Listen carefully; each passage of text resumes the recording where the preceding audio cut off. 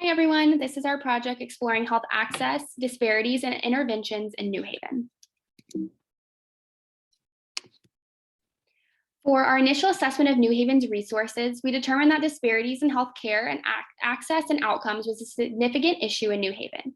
Our nursing diagnosis is that New Haven's residents, especially those who are low income, Latino, or Black, lack access to timely and adequate primary care services related to a lack of transportation, cost of services, and knowledge deficit regarding preventative healthcare as evidenced by an increased prevalence of chronic conditions and ED visits.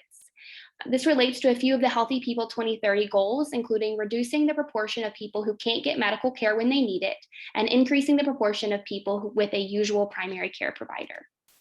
So some data about this disparity: 12% of adults and 21% of young adults reported not having a primary care provider they see regularly. In 2018, more than 1/4 of Greater New Haven's residents reported going to the ER at least once. 4% of white adults residents in New Haven are uninsured in comparison to 7% of Black adults and 12% of Latino adults. There's a 15-year difference in the average life expectancy between Greater New Haven's wealthier neighborhoods versus the low-income neighborhoods. And approximately 1 in 5 residents reported delaying potentially necessary medical care for reasons like being too busy with work and other commitments, not understanding the severity of their conditions, not able to make an appointment during providers' open hours, and not having insurance or coverage for the specific visit. These are some graphs illustrating ED hospitalizations and barriers to healthcare in New Haven. This first graph shows that New Haven had higher rates of hospitalizations and ED visits when compared to neighboring towns for health conditions such as hypertension, mental disorders, diabetes, asthma, depressive disorders, COPD, heart disease, substance abuse, motor vehicle accidents, dental issues, and homicide and assault. The second graph highlights that in comparison to neighboring areas, New Haven has the highest rate of adults who aren't getting care, are postponing care, and do not have a PCP. So for primary interventions to prevent primary healthcare access issues, we would want to create and support programs and initiatives that provide education on when to seek emergency department treatment versus primary care services. We would organize information sessions led by Yale New Haven Hospital or by Yale University Schools of Medicine, Nursing, and Public Health. We would emphasize providing education of the importance of primary care to help prevent future health problems down the road.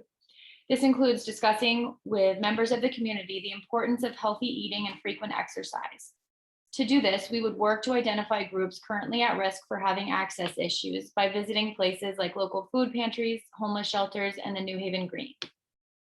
We would help create and support programs to assist community members in navigating the healthcare system and enrolling in insurance plans. Project Access New Haven is an organization that provides assistance to community members with selecting and enrolling in insurance plans. And Yale Patient Navigator Program is a program that Yale medical, PA, and nursing students can volunteer for.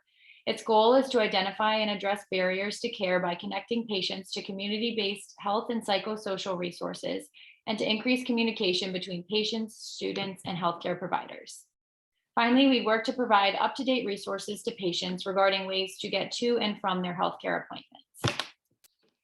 For some secondary interventions, we would create pop-up clinics that focus on providing preventative care to people who don't have PCPs, ensuring to offer after-hours and weekend appointments that they could make.